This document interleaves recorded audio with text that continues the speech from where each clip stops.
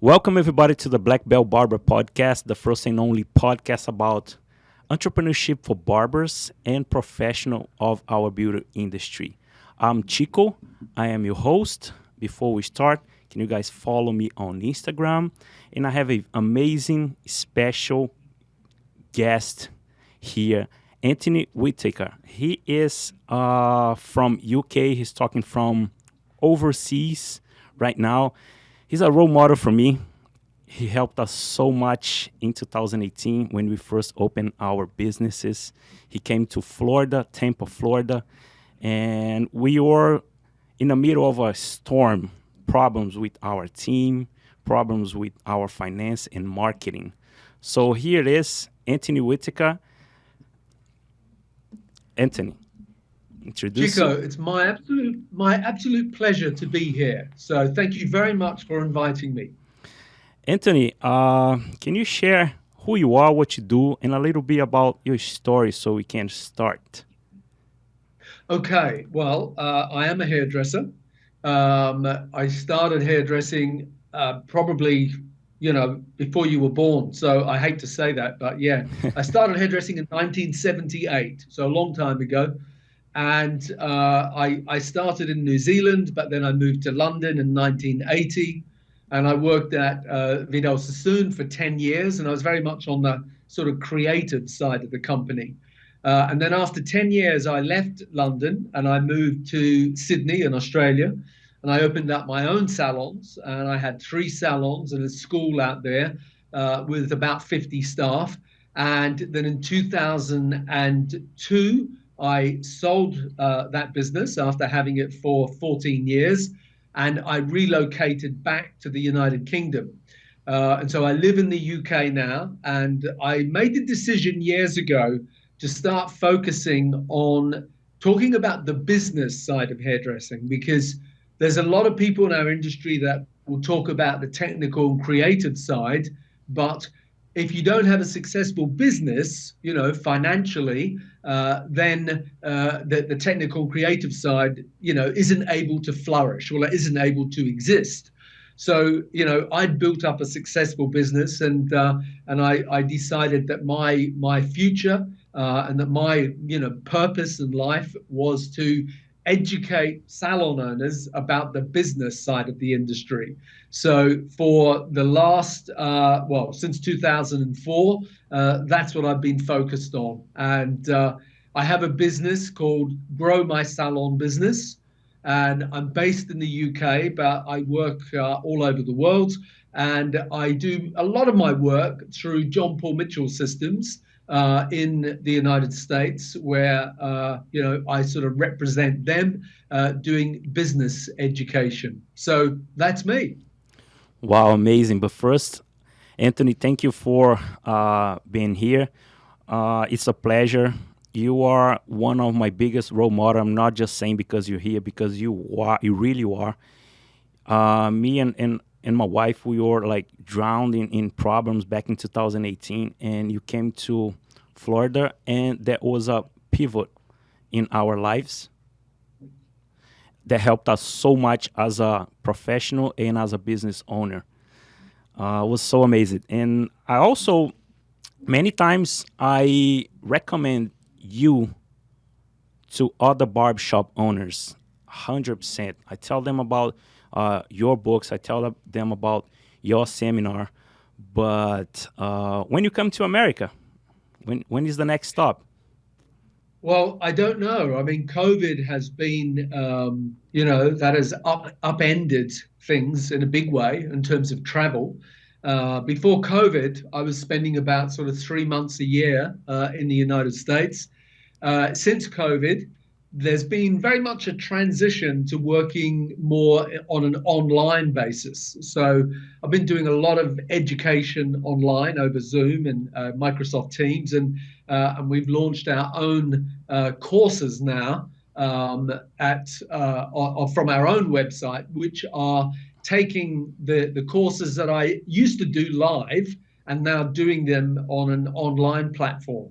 And the advantages of that are that people can access us whenever is convenient for them. It doesn't have to be, that they, travel, that they stay in a hotel, that they have all that expense, to go to a seminar, that they can access and go over the seminar as many times as they want in their own time. And so I think that technology was changing education anyway. And I think COVID has really sped that change up. Now, I still think there will be live education. There will still be face-to-face education. But what we'll have now is very much a hybrid of the two.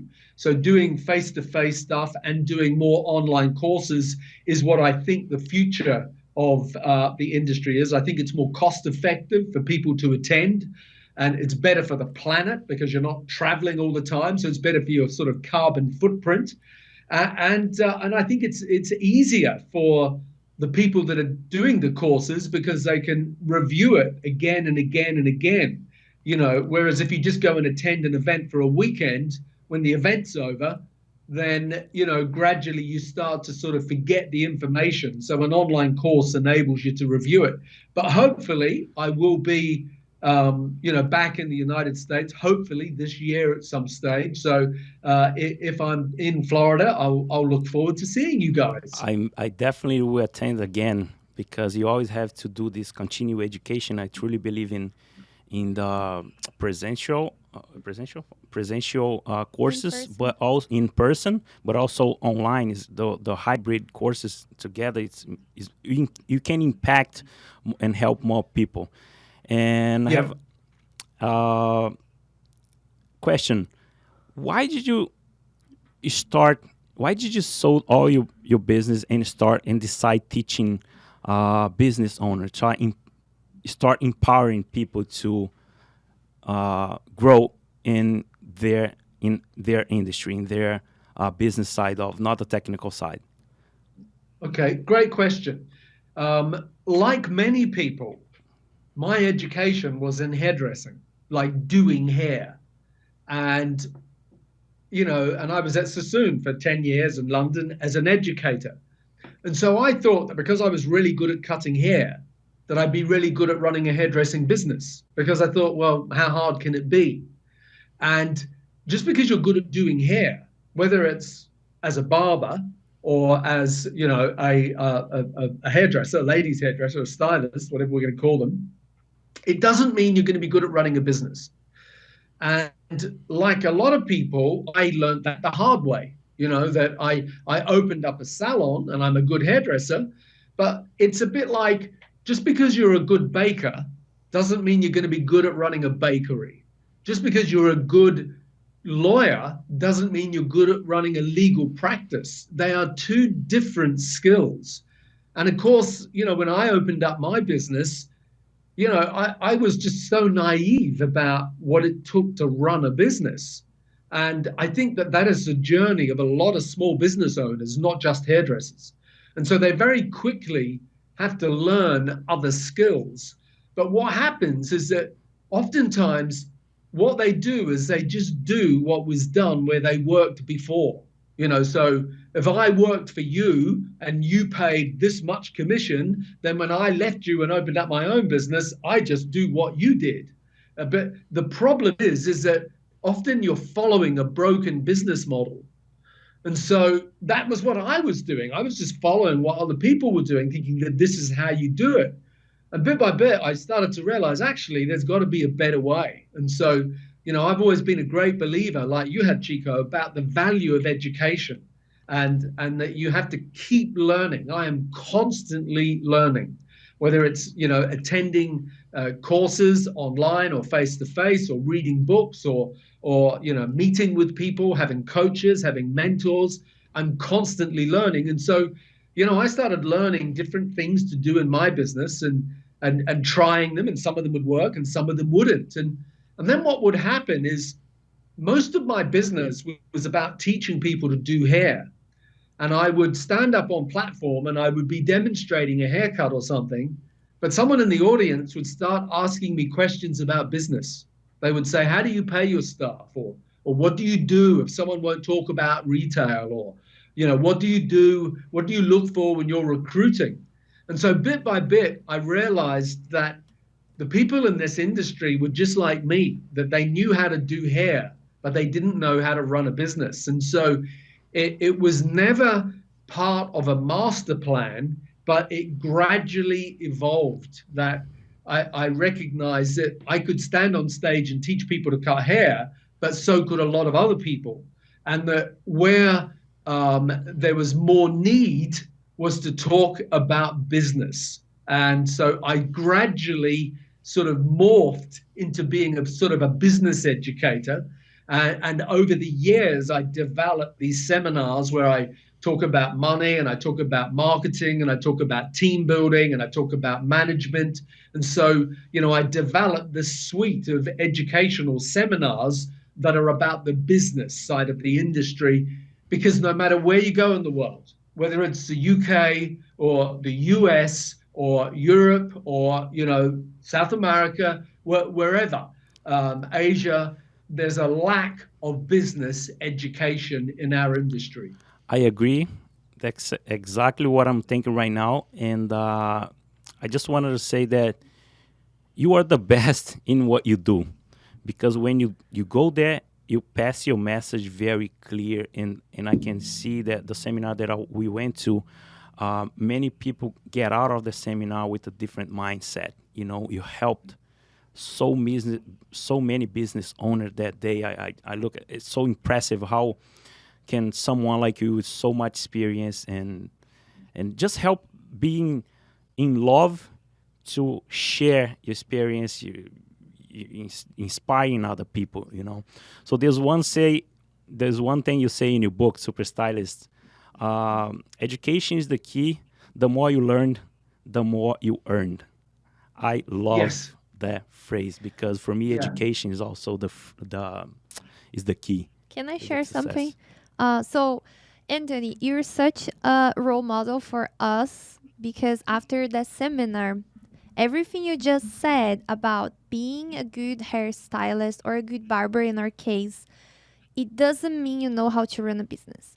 We were making terrible mistakes and we're able to fix after your guidance, and we realized we're doing so wrong because we're just following whatever everybody else is doing. Just like you said. We were at the point where we're paying 70% commission to our staff, which is not sustainable. The business will be broke in a few months if I didn't change. So that Yeah. seminar completely changed our lives forever. And a lot of things you shared helped us not to make the same mistakes that you did. One thing you share in that seminar, I wanted to share with whoever is watching this or listening, is I remember you talking about a time in your life when you got married, things were doing good, you had more than one salon, everything was going amazing, you're out for a couple weeks. When you came back, your whole staff left. Can you share this story with our viewers? Yeah. Well, they didn't all leave, okay, but I lost 8. Wow. Wow. Almost Okay, all. and yeah. Well, at the time I think at the time I had about 30, Okay. and yes, you're dead right. I went on my honeymoon, and when I came back, on the first day back, I had a procession of people come into my office and say that they were leaving one after the other. And look, I'm not the first one that's experienced a walkout, and I won't be the last. And pretty much everybody, if you're in business at some time or other, you will have experienced some sort of a walkout, whether it's 1 or 2 people or 5 or 6 or 8 or 20 or whatever it is. And that hurts. Obviously, it hurts a business. But I probably, part of that story, when I told that story, was probably also to say that that is a wake-up call for you. I sometimes call it a tap on the shoulder. It's a higher power saying to you, what you're doing isn't working. So you can get angry, you can burst into tears, you can cry, Be you can frustrated. kick a hole in the wall or whatever it is. But very quickly, what you also have to do is ask yourself this question. And the question is, what am I meant to learn from that? Because if I don't learn from it, then I will go down in a spiral. Yeah. So, what is the message that I am meant to learn from what's just happened so that if I learn that lesson, I can prevent it happening again, or at very least limit the damage when it does? And so, that expression, what am I meant to learn from that, is my management mantra. Because a hairdresser doesn't go to university and do a management degree. Your management degree is real life every day in that salon or barbershop. And you are getting those lessons presented to you every day, whether it's about how much you pay people or inventory management or when somebody leaves or, hygiene practices or whatever. And so they're real life lessons. It's real life education. I often say that being in business is the best education you can ever have because you'll learn a lot about business, but you'll also learn a lot about yourself. You'll learn a lot about people, about human nature, etc. So, for me, when that happened, I had to ask myself that question. What am I meant to learn from this? Because if I don't learn from it, it's going to happen again. And also, part of that story, 8 people left in one go, but I still had 22 people working there. And so what are those 22 people doing? Well, they're looking at me to see how I respond. So yes, you're allowed to get angry. Yes, you're allowed to swear and cuss and kick a hole in the door if you want, but you can only do that for 5 minutes because you've got to snap out of that really quickly and you've got to say, okay, onward and upwards, what am I meant to learn from that? Now, the lesson will be different for different people. For me, there was a mixture of lessons that I had to take from that. The first one was that I had no idea that they were unhappy. Okay. And the first part of the story, as you just said, I just got married. I'd been away on a honeymoon. So I was a little bit preoccupied with other things in life, other important things in life. But maybe I'd taken my eye off the ball in terms of my business. So that was one lesson, that you have to keep your people close to you. You have to engage with them. You have to understand what their goals and ambitions are, because I had no idea that they wanted to do this. So that was one lesson. Another lesson I learned from that was that I had no security. So, everyone had access to everything. Now, you have to remember this was before 2000. Okay, so there was a lot of physical records, so color cards and stuff like that. So there was no security around client data, client phone numbers, client addresses. This is before social media. So I had no security in my business and I was way too trusting. Now, it's good to be trusting, but you're running a business here. And it doesn't mean you have to be mean or an ogre, but you have to be professional and you have to be, wary of the security of your own business. So, they were a couple of hard lessons that I had to learn that a lot of people have to learn in life, that you need to engage with your team. You need to communicate with your team. You need to understand what their goals and ambitions are, but also you need to protect your business. Okay, security. And the third lesson I had at that time was I had no form of contracts. So, some people want contracts, restraint contracts to stop people taking intellectual property from the business or to protect them working within a certain radius of your business for a certain amount of time. Now, some of those contracts can be very difficult to defend, but sometimes those contracts can be worthwhile, even if they just serve as a deterrent. So it made me step back and look at my business in a more serious way, to take it more seriously. So yeah, you have a good memory, and I definitely do remember meeting both of you now. The more we're talking, I remember meeting you in Tampa, even though it was 4 years ago. So, yeah. Wow. Anthony, what was your biggest challenge while you were running your business, like your salons and school? There are three challenges that every salon owner has. Okay. The top three challenges are the same for every salon owner all over the world, whether you have a barbershop or a beauty salon, a nail salon, whatever. Everyone has the same three challenges. The third biggest challenge is your people. Okay. The second biggest challenge is your people, and the first biggest challenge is your I people. just saw I Okay. just saw your one of the takes of your episodes on one of your videos on Instagram. Just the way you're saying Yes. now. But the point is that sometimes it might be about finding people. Sometimes it might be about training people. Sometimes it might be about motivating people. Sometimes it might be about loyalty, but they're all about your people. If you own a barbershop or you own a salon, your product is your people. And if you're the barber behind the chair, think of your clients as being, your customers, yeah? But if you're the owner of the barbershop or the salon, think of the clients as being your team. They are your clients that you have to make happy. I So, yeah. agree 100% with you. The biggest challenge, if someone asks me, my biggest challenge is people learning how, like as you said, how to recruit, how to train, how to keep them happy.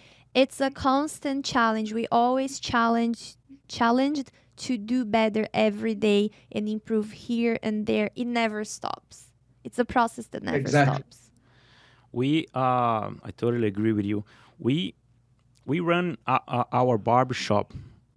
Uh, how do I say this? Like a real business, Similar okay, to a and salon. similar to a salon. So I'm gonna let my wife ask Mhm. this question. She's gonna be more specified Which question? about the percentage he said on the. Oh, okay. So we made this huge mistake, where we're paying 70% because Mm. our thought at the time is we're gonna open a barber shop. We don't have barbers. And then if we pay more, we're gonna attract barbers. But we didn't do the math. And we knew that the industry here in the US, it's very common to pay 60%. But we never did the math. We just follow whatever people were doing. We added 10% in the hope that, okay, we're gonna have barbers working for us, they're gonna be happy. It didn't work. So, my question to you is, what would you say, based on your experience running more than one salon, what would be a good percentage to be profitable and still keep your staff happy? They make money, the business make money, and everybody's happy. Okay. Well, there isn't just one answer. Okay. So one of the things that I talk about, whether it's in my live courses, or whether it is, in my books, or the answer I'm going to give you now, is that you have to adapt everything to suit your business model, and the specific things relevant to your business. However, a dollar is still a dollar, and there are only 100 cents in that dollar. Yeah. Now, and that's no matter where you are, no matter how big your business is, or how many staff you've got, or what your location is, or how beautiful your decor is, or how clever that barber is. A dollar is a dollar, and there's only 100 cents in the dollar. Okay. But what does change is how much you're paying in rent, how much you're paying in product cost, how much you're paying for your utilities, how much you're paying for your support staff. So maybe you have assistants, maybe you have cleaners, maybe you have receptionists. All of those things are the variables. Now, if you take a dollar as just as an example, and we go, well, in that dollar, some of that money has got to go and pay the rent. So what percentage of it? Well, it's going to vary because, you know, you're going to talk to one person and their rent is going to be, well, our rent is X thousand a month. And so for them, that might represent 10% of that dollar. For another person, that might represent 3% of that dollar. For another person, that might represent 18% of that dollar. So within that dollar, you have to pay rent. Within that dollar, you have to pay insurance. Within that dollar, if you've got receptionist, you have to pay the receptionist. You have to pay assistants. You have to pay the product costs. You have to pay the internet fees. You have to pay the telephone bill. You have to pay for the coffee, the magazines, the cleaner, etc., etc., etc., etc. So all of those things are going to come out of that dollar. And then there's another thing that's going to come out of that dollar, and that's called profit. And you opened the business and you've invested your life savings. You've gone to the bank. You've borrowed money to start the business. You're working 50, 60, 70, 80 hours a week to make that business work. And so your business has to make a profit. So all of that has to come out of that dollar, plus you have to pay the barber or the stylist. Yeah? Now, if, let's imagine, you're paying 50%, okay, of that dollar to the barber, okay, 50% of everything goes into their pocket. Then the other 50% is not for you. It's not to go in your pocket as the owner, and that's a mistake that a lot of hairdressers or barbers that are employees think. They think you take 50% of what I do. It's like I wish I took 50%. I get the other 50% to run the business with, to pay the credit card fees, to pay the insurance, to pay the electric, to pay the rent, to pay the product you use, to pay for the chair you're sat in, to pay for the cleaner, to pay for the coffee the clients drink and the magazines they read, etc., etc., etc., etc. Yeah? And let's say that all of that adds up to 40%, then that would leave 10% left for you as profit. So 10 cents in that dollar. Now, here's the reality. Most salons don't make 10 cents in the dollar. Most salons or barbershops out there are making even less than that. Okay? So the average salon, and the average salon, and I travel a lot and I speak to a lot of salon owners in the US and in the UK and Europe and Australia, etc. The average salon is probably making somewhere around the 5 or 6% profit margin. Now, some people listening to this will say, oh, I make lots more than that. And nearly every time when you dig into that and you actually look at their profit and loss report, the first mistake they're making is that they think that their wages, in other words, what you're paying yourself, is profit. No, it's not. What you're paying yourself is your salary as the owners of the business. Yeah. And the profit is what is left over after everything else has been paid, including what you pay yourself. Yeah. That's what the profit is. And so, in America, the average salon, and it's the same here in the UK, is going to be making about 6% profit. So 6 cents in the dollar. Not a lot of money. Okay. And then out of that 6 cents in the dollar, you don't even get to keep that because it's called profit. You've got to pay Uncle Sam his share of that. Okay. So, the amount left in your pocket is minimal. So you can see what the problem is here is that if you're paying people 70% of what they generate, then you've got 30% to run the business on, cover all the overheads, and make a profit. Well, this is not an opinion, but the calculator says that can't be done. It's not an opinion, it's the calculator. It's, you used the perfect word, Leisha. You said math. It's math says, hang on, that doesn't work. Math says you've got $1, but you're paying out $1.05 or $1.10. It doesn't work. You will go bankrupt. It's just a matter of how long it takes. So, and that's a lesson a lot of people have to learn the hard way. We learned that lesson after a year we opened the shop and after we took your seminar, right, babe? Yes, we made this huge mistake, and then when we changed, like, okay, we've changed our payment system 3 times already, trying to make it right, trying to find the balance between being profitable and making the staff happy. So it's a challenge. As you said, there's a lot of math involved, but then we have people, and we have this culture here in the US for barbers, especially. I'm not sure about hair salons, which is not my business, where they're used to get paid 60, 65, 70%.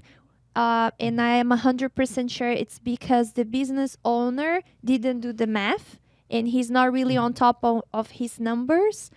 And you said about the profitability being average 5-6%.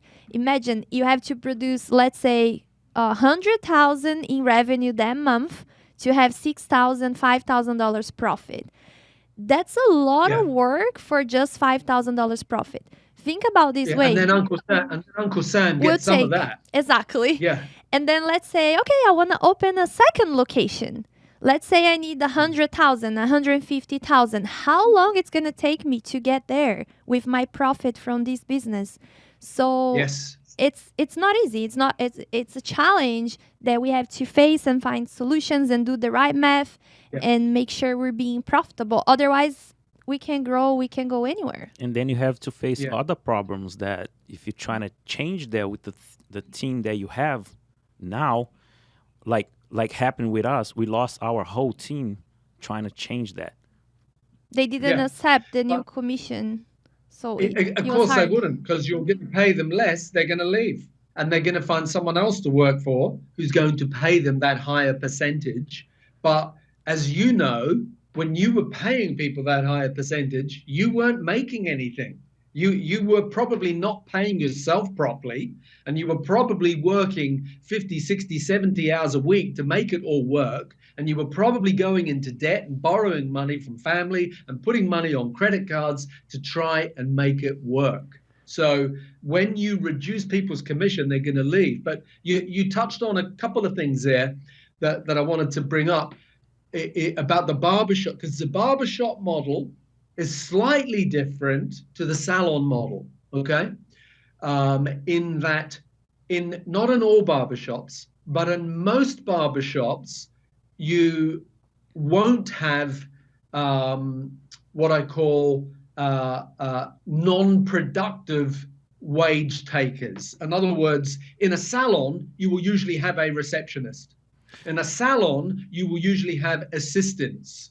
Okay, so assistants and receptionists are not directly producing money, but they are taking money from the business because they need to get paid. Okay, whereas in most barbershops, not all barbershops, in most barbershops, they don't have a receptionist and they don't have assistants. So because you're not paying them out of that dollar, then the percentage that you can pay the barber is often higher than in a typical salon, okay? But that's what I mean about you have to adapt things to individual situations, because you might say to me, oh no, we have a receptionist. And you might say, oh, we have assistants. Well, if you, when we talk about how much you pay people, when we talk about payroll as a percentage of your outgoings, we're including what the barber gets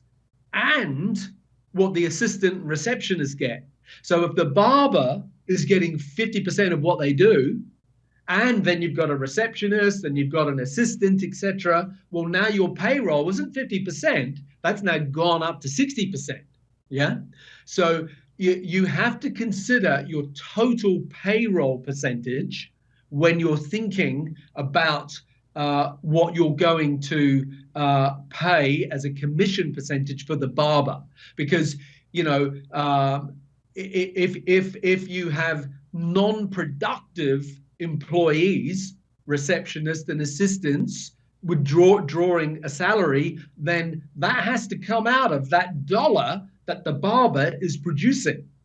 Now, they might say, well, I'm not paying for them.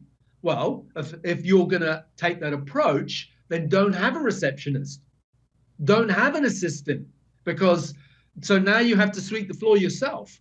Now you have to make the coffee yourself. Now you have to see that client out yourself. Now you have to take their bill and get their coat and get their umbrella yourself. So what does that mean? Well, that now means that you can't see as many clients because you have all these other things that you have to do as well. So it's all about finding that balance. Babe, and as you said, a lot of that boils down to a math thing. That's why I mentioned we run our barbershop like a salon. yes. And we have all these overhead costs, and we run our shop for real. And We decided to go that route. We do a lot of things like a hair salon. So we have a front desk, we have an assistant, we have a lot of things that a hair salon has. We do shampoos for all clients. It's part of their experience, their service, which is not really common in barbershops. They usually charge extra for the shampoo, or they don't do the shampoo. And it's interesting what you said about the professional, the stylist or the barber, not being as productive if they don't have that assistance, because they are wasting time sweeping the floor, folding towels, preparing things, cleaning their station, greeting the client, answering the phone, booking appointments, and then they cannot be as productive. So I think at the end, if they do the math, it's better having this whole support, and they can only focus in serving clients and being productive and doing what they do best, and let the other people handle the other parts. It's more profitable for them at the end. Don't you agree? Yeah, totally agree. You've totally nailed it. That's exactly, if having that support allows me to do an extra 2 clients a day, and let's say each client is $50, then that's allowed me to produce another $100 a day. And out of that $100, a percentage of that goes towards paying for that support. But not all of it. Some of it comes to you as well. So it's all about finding that balance. So, yeah. Oh, since we are here in this scenario, when we compare hairstylists to barbers, what do you think the barbering industry are missing? You got that? That's an interesting question. What do I think they're missing? Because I noticed that, of course, you run all your salons and the school, and you talk more about salons, but I think everything comes to the same principles, right? Leadership, marketing, finance. What do you think that the barbering industry are missing? Well, it might be one of those things that I think about afterwards and go, wow, I should have said this. Do you know what I mean?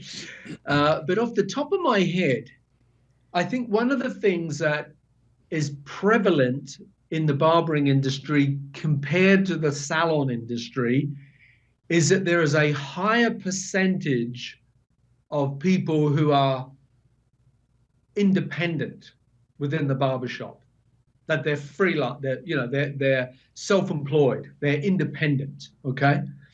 And, that they just get a straight commission or whatever. So what does that mean? I think that means, or the implication of that, is that maybe that means that there is less of a culture of teamwork. Maybe, okay? Maybe. And if you'd asked me that 10 years ago, I would have answered that question a lot more confidently and said, there's less of a culture of teamwork in the barbershop. But today, there is an increase in there being more self-employed booth renters rent a chair in the salon industry as well. And one of the downsides of that is that there is less teamwork in the salon as well. And then the other thing that is a result of that in the salon industry, which also relates to the barbering industry, is that because of that, there are less opportunities to train people from within. So people are less likely to be taking a school leaver, someone who's just graduated, and training them as an assistant in the barbershop. That there isn't as much of that as there used to be. That you're expected to walk in the door with the skills already. Do you know what I mean? Wow. As opposed to you investing in training them. So I think that might be what my answer would be, but Amazing. I'd stand corrected on it. Amazing answer. I love have that. something to share about that. I think barbers miss a lot on educating clients about their hair and also suggesting hair products they can use at home. Hairstylists do that more often and they do it more naturally than barbers. I've seen a lot situations, not only in my barber shop as my experience, but in other shops where the barber doesn't really take the time with first the consultation, asking the right questions, understanding the client before they start cutting, and looking, okay, so this client has oily hair. We have products to help with that. Or your hair is too dry. We have products to help you with that. Why you've been using this gel? You should use this pomade. I think barbers miss a lot on that point. Consultation Without a and doubt. suggesting hair products.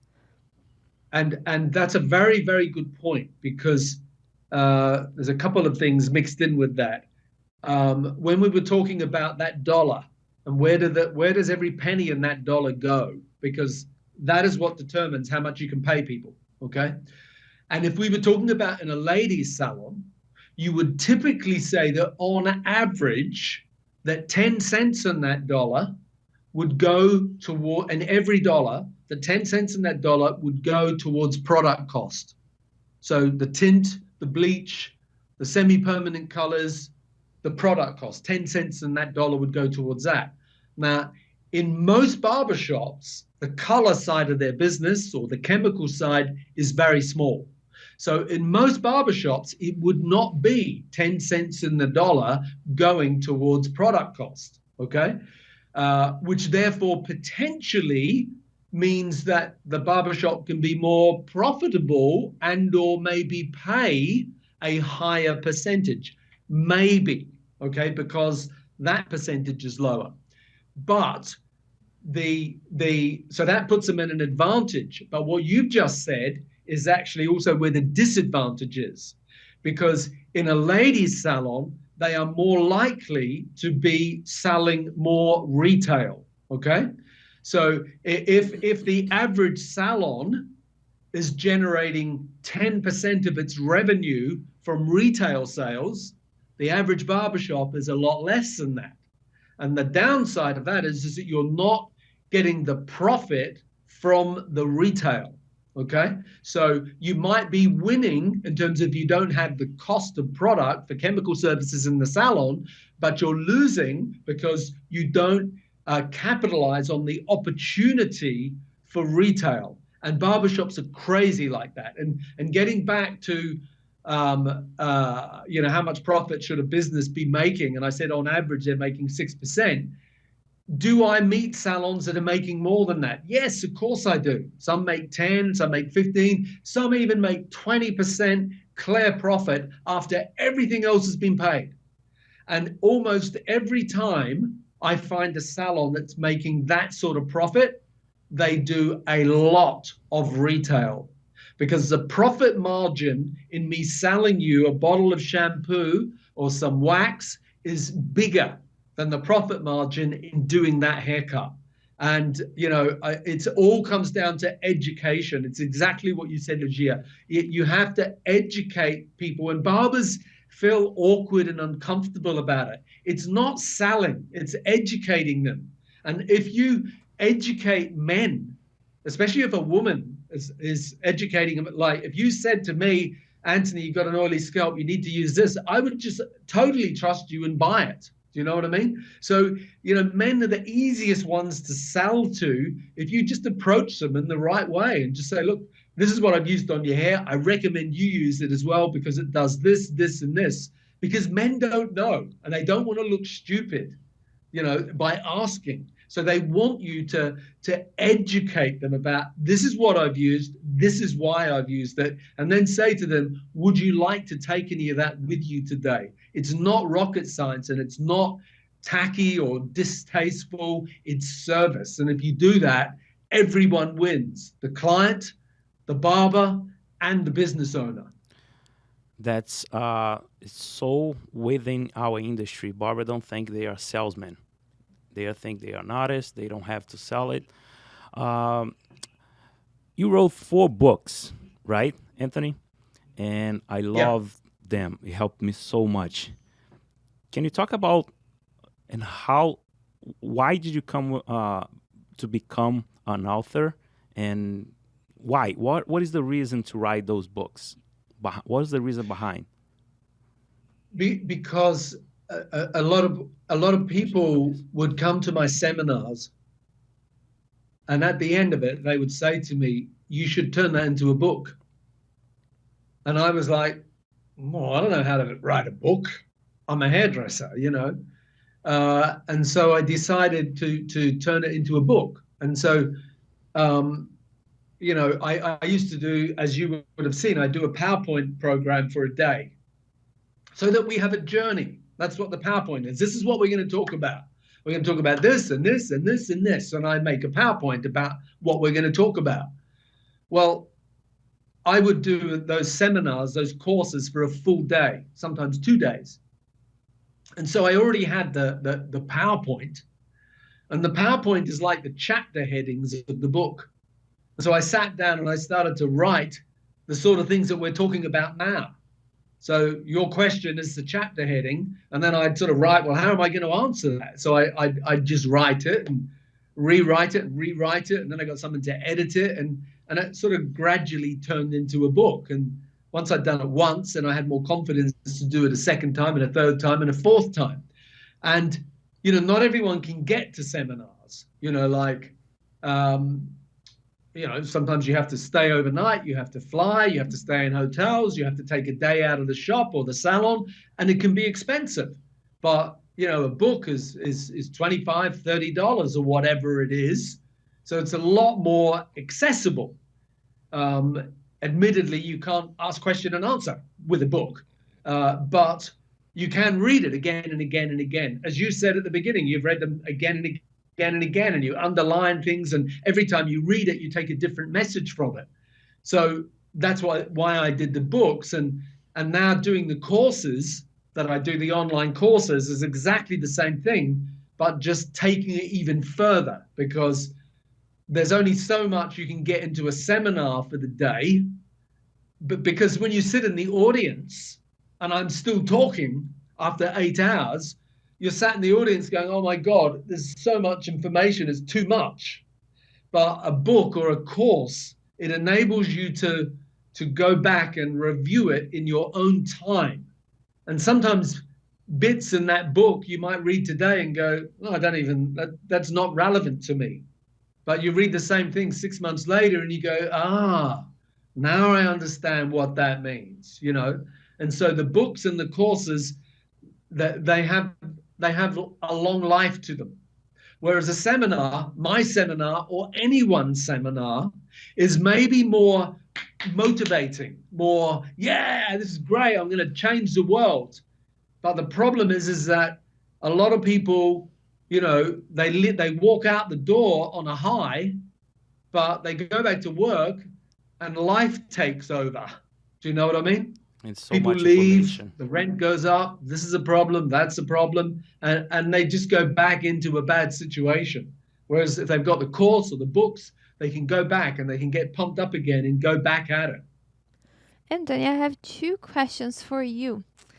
One is, can we talk about rebooking? Because rebooking, it's not something that I see barbers taking advantage.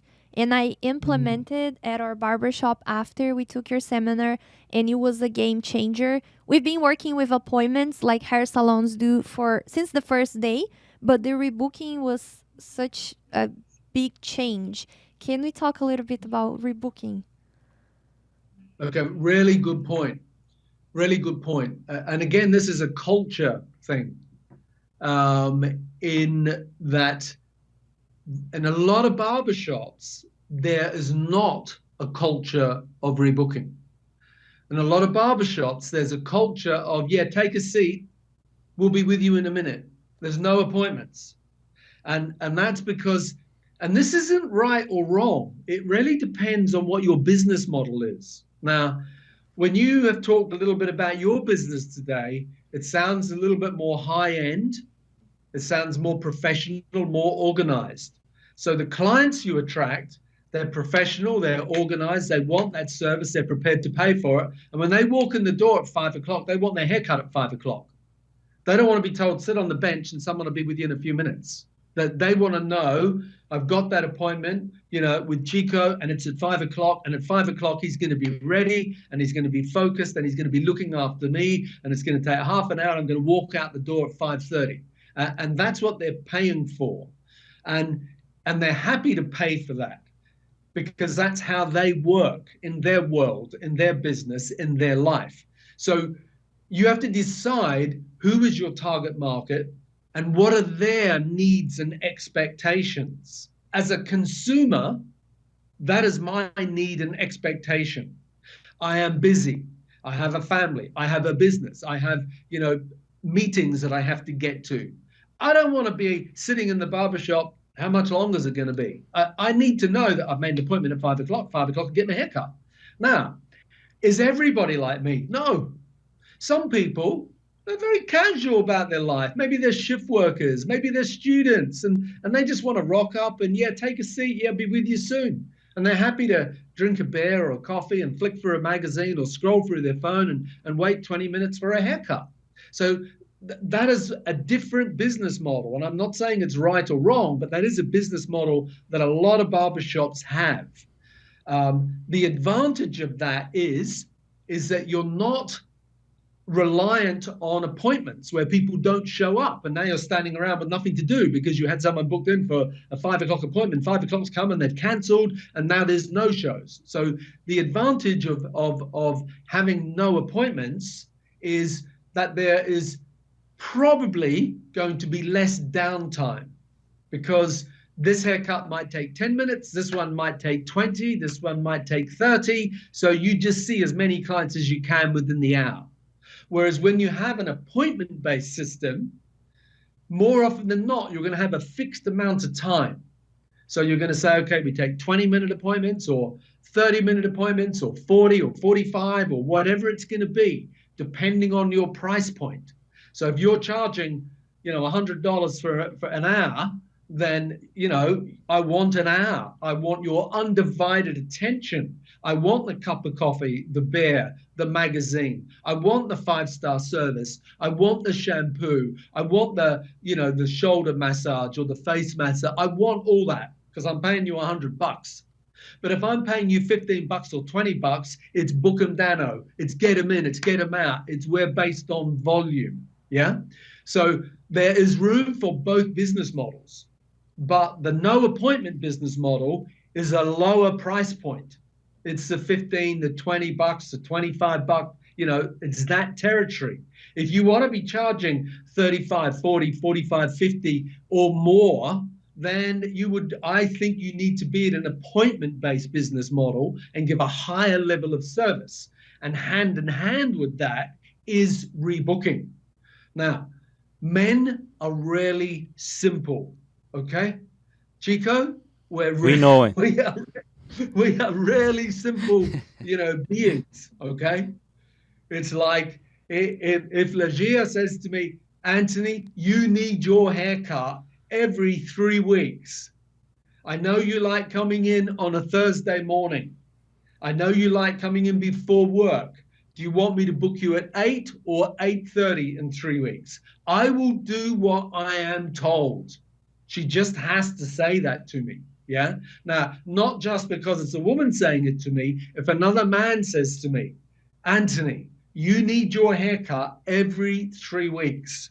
I know you like coming in on a late night, or I know you like coming in on a Saturday morning, or I know you like coming in during your lunch break. Let's get you booked now so that you get the day and the time most convenient to you. That is service. Okay, that's not hard sell or anything. That is service. And I walk out the door feeling good because I've got an appointment, because I'm a guy and I'm going to forget that I need my haircut every 3 weeks. And in 3 weeks' time, or 4 weeks' time, or 5 weeks, or whatever it is, I'm going to think, oh, I need my haircut. And what am I going to do? Oh, I must call, Chico and see if he can get me in. But it's so much easier if you train me to book my next appointment before I walk out the door. Men are very, very loyal if you lock them in, and they're easy to train like that. Much easier than women. I agree It is. 100%.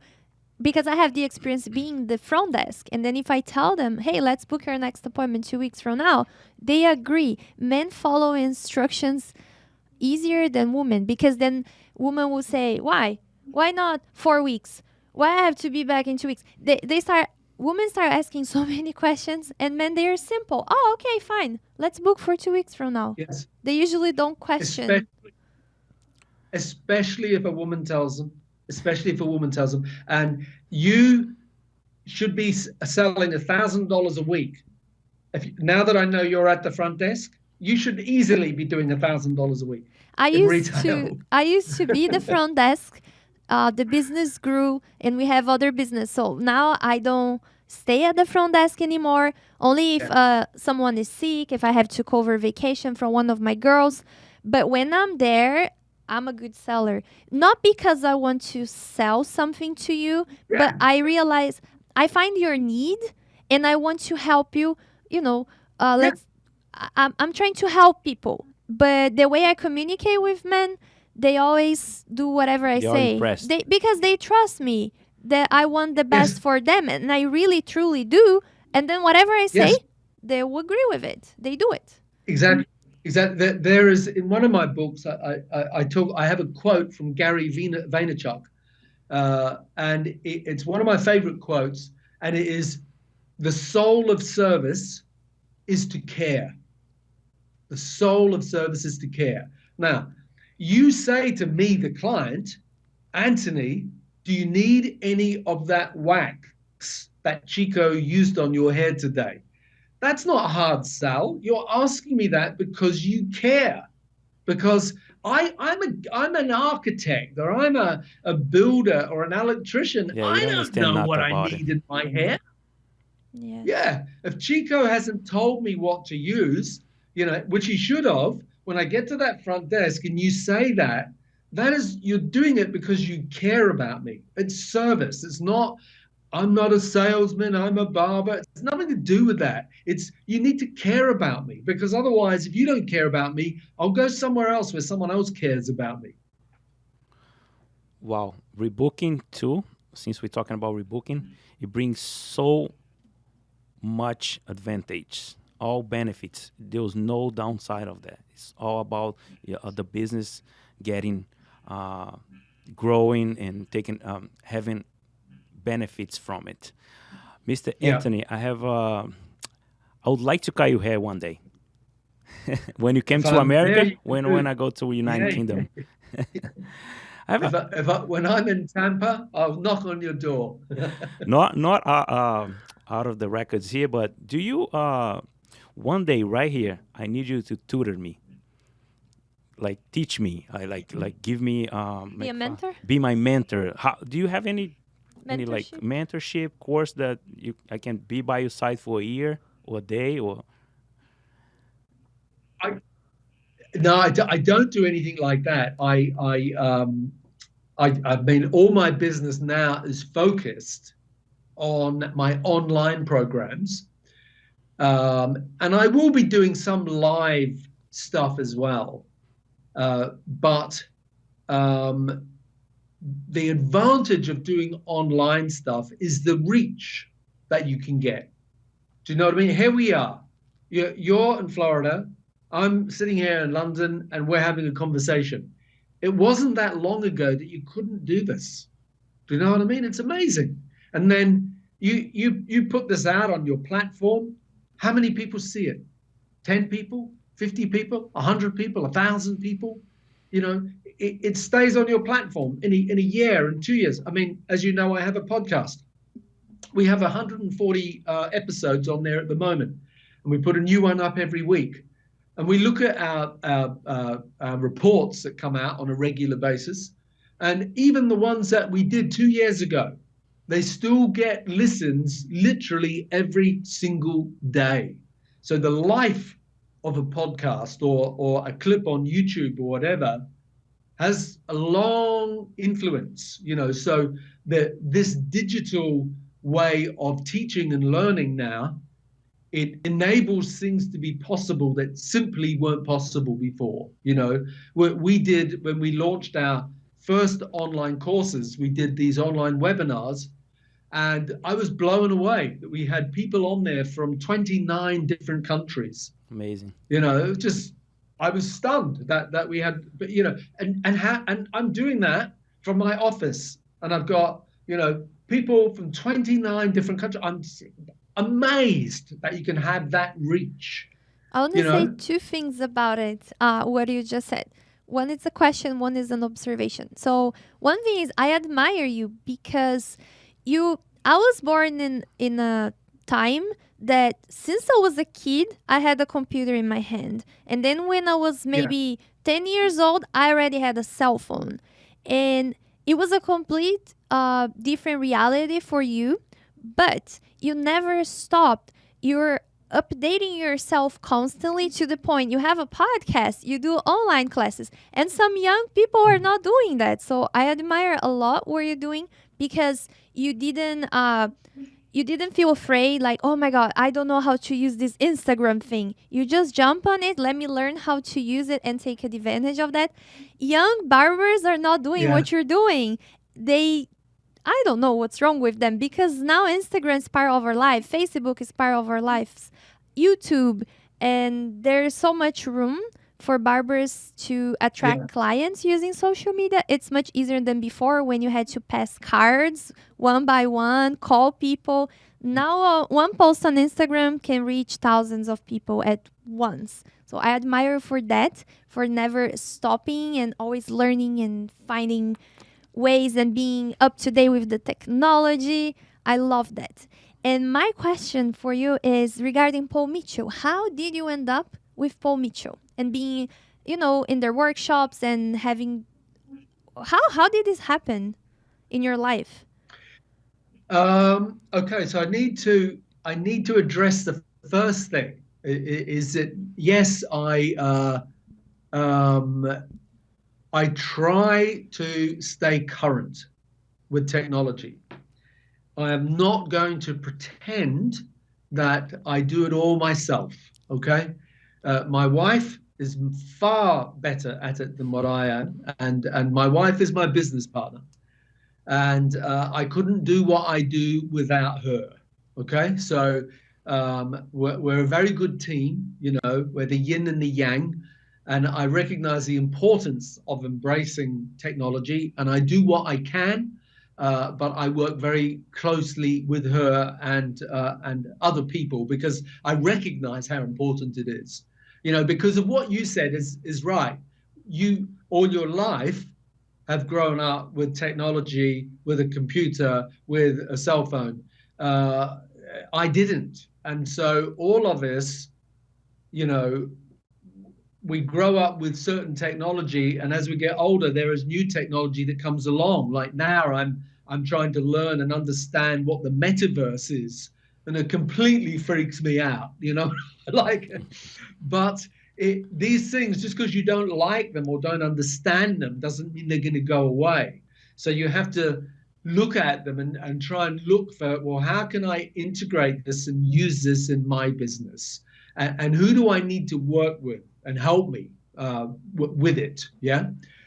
So that's the first part of it. Now, the second part of it is Paul Mitchell. Um, Paul Mitchell is an amazing company. They have an incredible culture as a brand. And over the years, I've worked with many different companies. And the thing that's unique about Paul Mitchell is that they are privately owned. So it's still owned by John Paul DeJoria and Angus Mitchell.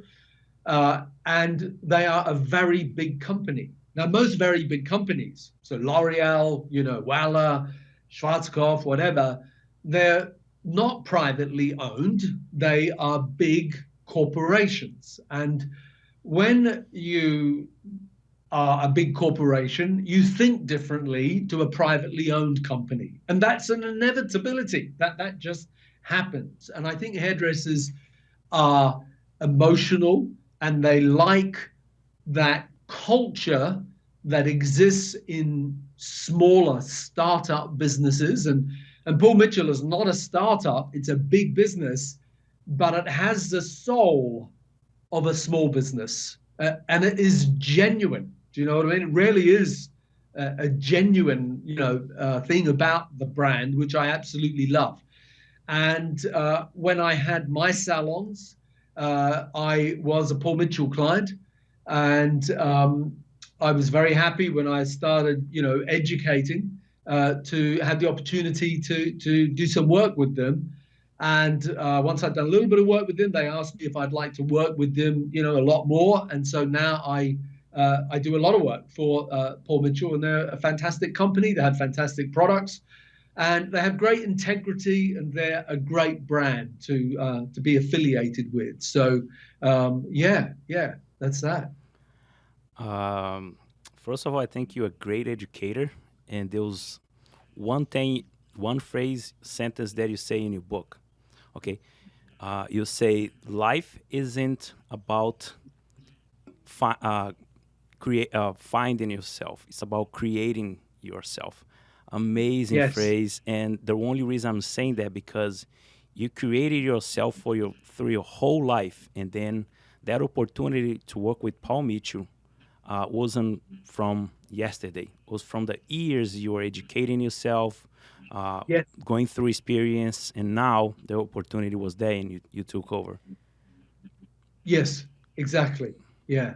I love Paul Mitchell. I admire the company, their products, and especially their training system is amazing. The quality. There is a Paul Yeah. Mitchell school near to us. Tico had the opportunity to give a demo class to cosmetology and barber students, and I'm so amazed because they have systems that works, and they train these Yeah. students in a different way that other schools don't do it.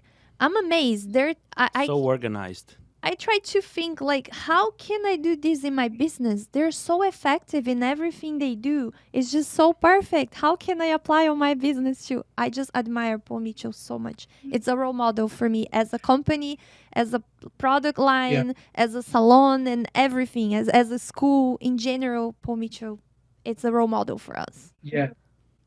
Yeah. No, I think so too. I think their culture is something that everyone can learn from. And on my podcast, I did an interview with Michaeline DeJoria, and I've done an interview with Jason Yates as well.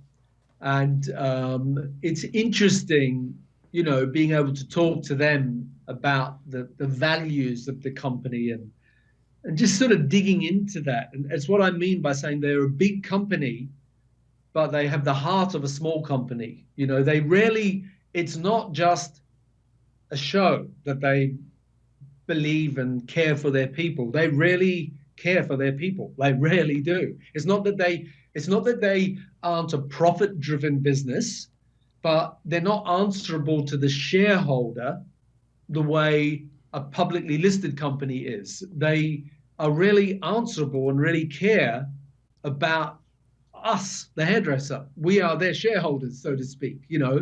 And that is unusual to find in business today. And in the barbering side of the business, I mean, I like all their products, but their products like Mitch, Maverick, Tea Tree, oh my God, they're fantastic products for men. Absolutely fantastic products. So, I used to use Paul Mitchell products before I worked with Paul Mitchell. So I was really glad to be working with Paul Mitchell, particularly their tea tree products. I just love them. They're perfect for my hair, my scalp, So yeah. Can I just share a quick story? Baby, do you remember how we went up at the Paul Mitchell seminar?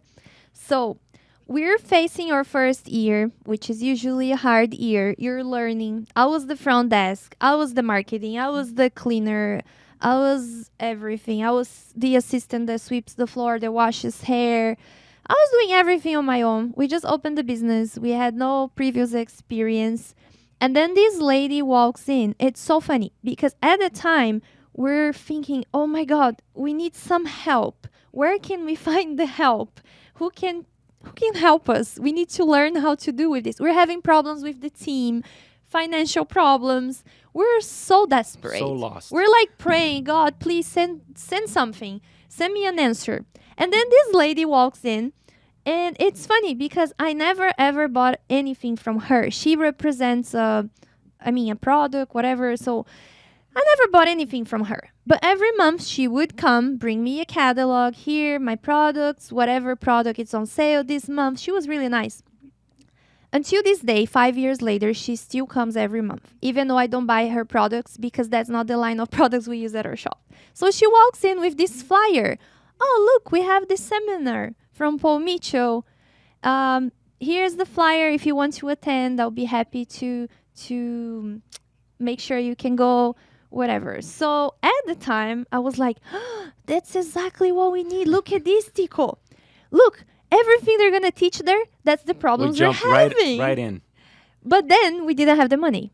We're like, how can we afford? Because it's two of us. We have to pay 2 tickets. And then we have to stay away from the shop. And then we have to pay for a hotel because we live far from Tampa. And remember, we still owe the credit card. Yeah, so we're in debt. We owe the credit card. And I was like, how can I pay for that? And Tampa is 4 hours from where we live. So we decided, you know what? I don't care. Put on the credit card. I don't care if I'll have the money to pay, but that's what we need. Let's go. And then we drove after closing the shop. We were so tired. We got there really late, but it was the best thing we did because that was a life-changing for us. The best thing happened to us. And at the end, we're able to pay the credit card. We're able to do so many things that we wouldn't be here if it wasn't for that seminar. And we recommend to all our friends that are salon owners or barbershop owners, we always tell them, if they can go to the seminar, at least read the books, listen to Anthony's podcast. We recommend it to everyone because it really changed our lives completely. Definitely. Thank you. That is, I'm really touched to hear you say that. And it's like you never know. It's with what you're doing now, with your podcast, etc. You never know the impact that things have on people. It goes out there to the universe and you never know the impact, and yeah, I mean, it's beautiful to hear that story. And I think most people can relate to that story because, a lot of people put on a brave face in this industry, but there certainly were times where I was feeling like that as well. How do I do this? Like, send me a sign. Do you know what I mean? And the universe works in strange ways. So I'm very happy to have been part of that experience. Look, I can't express how much I'm happy to just talking to you and seeing you and learning from you. That's very genuine from my heart. I want to cry because you are somebody so important in our lives, and I'm truly happy right now. I want to cry, but before I cry, I don't cry, please. This is my business part. As you can see, I'm the barber. I take care of my team. I cut hair also, and she's the one that run the business behind the scene. She's the one that takes care of everything. She's the real entrepreneur. She's my best partner, like you said, your wife too. So I really relate to that. It's exactly the same with my wife and I. We both fill different roles. And, sometimes for all sorts of reasons, sometimes women don't want to be in the spotlight. She does not want to be in the spotlight. But she makes sure that everything I do works, That's what Lydia and does too. Does she correct you when you post something on Instagram and then she's like, Anthony, what are you oh doing? yeah, Oh I do yeah, that all the time with totally, Tico. I'm always like, Tico, no, don't totally, post that. she correct me all the time. yeah. But Sometimes, you need that. It's like The other I think we all day need that. he She's posted my filter. Yeah. The she's other my food. day he posted something and the house was messy. And I was like, Chico, don't do that. They're going to think we don't clean the house because he did the recording of a story during a moment that the house was so messy. And I was like, no, don't do that, And please. she was kicking me under the table here if I say something wrong or I Yeah. should say something or ask. She kicked me under the table. Yeah, I Uh, can relate to that. I can relate to that. I don't think I I mentioned. think Go I ahead. think it's wonderful to have that relationship. We work You know, together very well. yeah, We just connect, and I like to be around her all the time. I feel secure, and it's amazing. And I think we didn't mention here something that I did on that seminar. I mentioned here before the camera was on. I walk up to you on the last day of the seminar, and Anthony, what did you do? What did you do? You are so good speaking. You're so good teaching. What did you do? I was waiting for one word that will change my life and you're gonna give me like a pivot to my whole life. So, and you said reading a lot and studying a lot. So that time on, I understood that I had to read books. I had to attend to seminars. I had to be on top of myself. I think ourselves, like us, is the biggest challenge we constantly deal with. So thank you for that. yeah. My pleasure. I mean, someone once said to me, whatever the question, the answer is education. Wow. You know what I mean? Whatever the question is, the answer is And education. yeah, and it is. And there's some things you can do and some things you can't do. You're good at some things, Chico, but there's other things that you won't be good at. There's things that I am not good at. Okay. And I think that that's an important thing to recognize, about it, about everybody, is understanding what you're good at, what you're not good at. There was a person in my life who's a hairdresser, and I interviewed him once on my podcast. He's become very successful. He has a group of, I think he has 18 salons now. And he started hairdressing about the same time I did. And a lot of people aspire to build up a big business like that, but not many people achieve it. And I often look at him and I think to myself, what was it that sets him apart from other people in our group at the same time? Because he now has his own product company, very successful business, he's done really well. But if you think back at the time, there was nothing about him that was exceptional. And so I often answer, what made him successful was him knowing what he wasn't good at. So he understood what he wasn't good at, and he always made sure that he wasn't afraid to employ other people who were better than him, who could do that.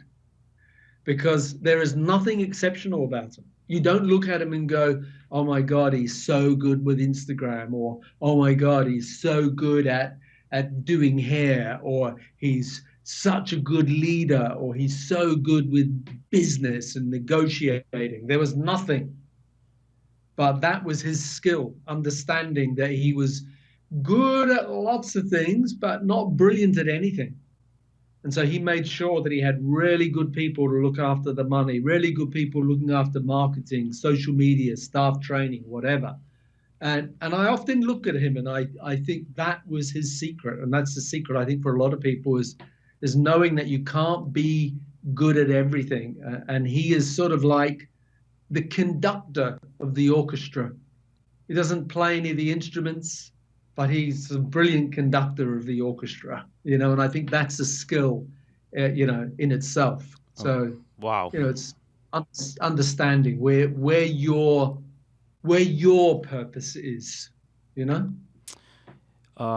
Amazing. Wow, I'm learning here so much. Did you ever think about gave up when you were during you have those 3 salons in school in between, like just gave up, throw everything away and just gave up being a salon Yeah, owner? yeah, How many yeah. times?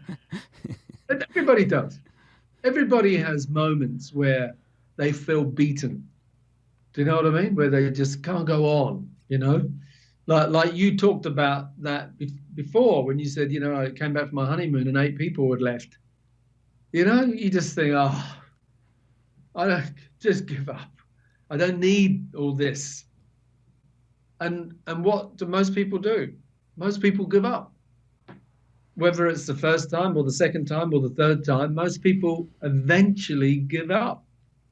It wears them down, and What motivated you to keep going I'm not saying during those difficult times? What motivated you? You know what? I'm not going to give up.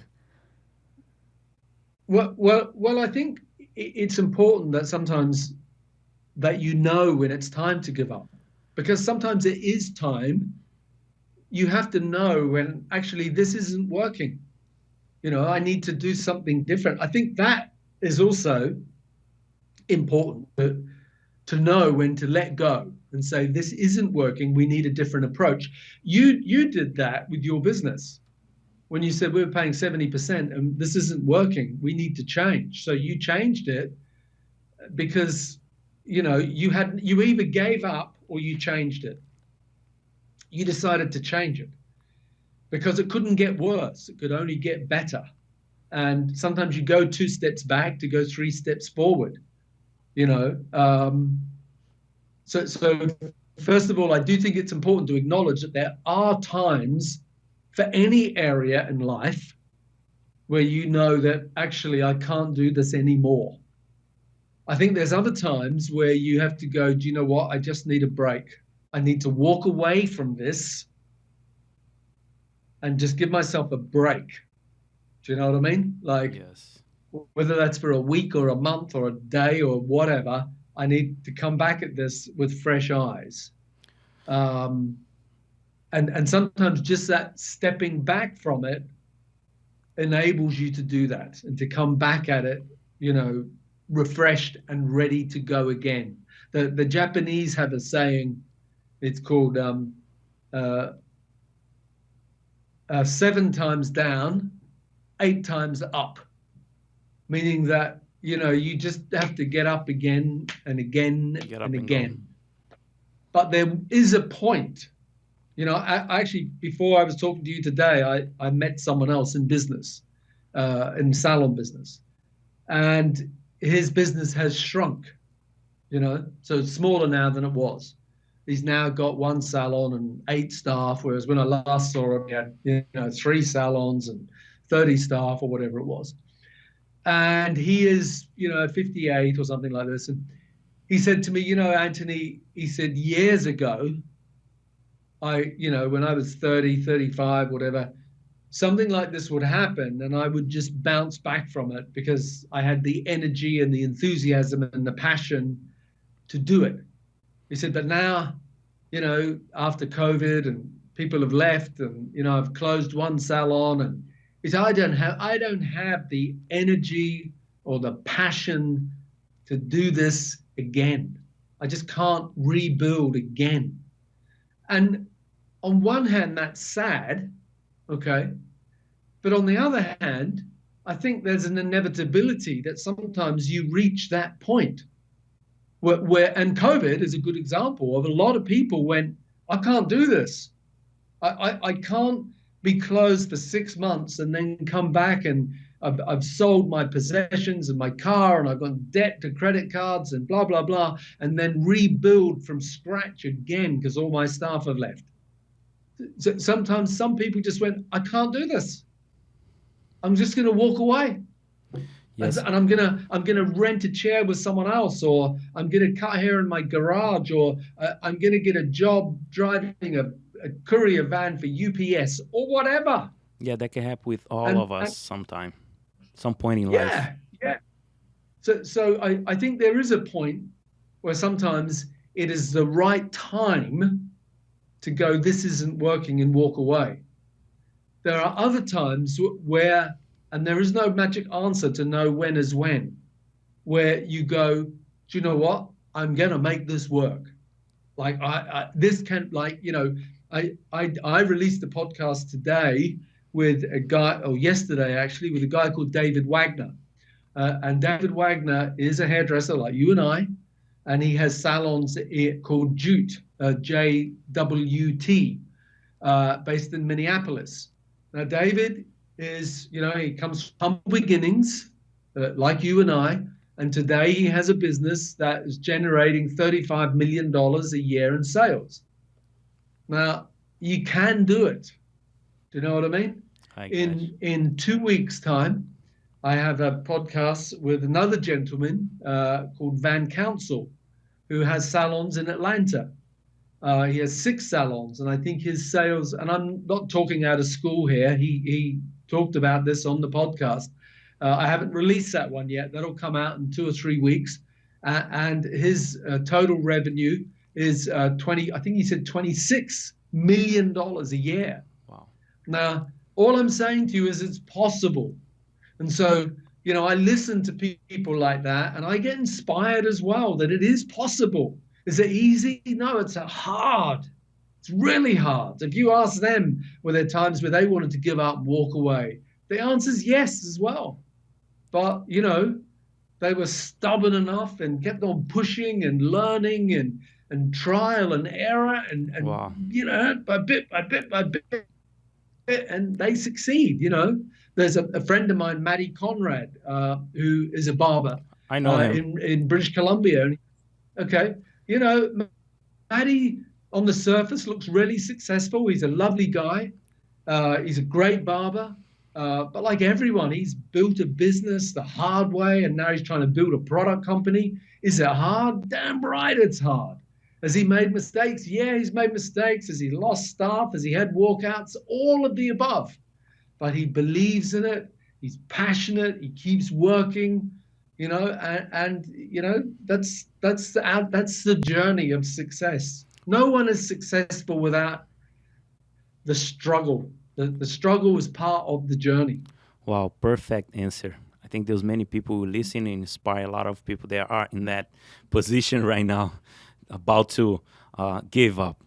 Mr. Anthony, look, as I mentioned before, you are one of my #1 role model.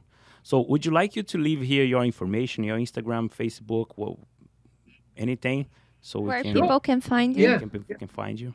Okay, yeah, you can find me everywhere at Grow My Salon Business. So the website is growmysalonbusiness.com. Our Instagram is at Grow My Salon Business. Our Facebook is at Grow My Salon Business. Everything is at Grow My Salon Business. So if you put that in anywhere, I'm going to come up. Amazing conversation here today. I was sitting over here and as a student and just listen and learning today. Thank you for coming out. Thank you for speak and teach us with all your heart and experience.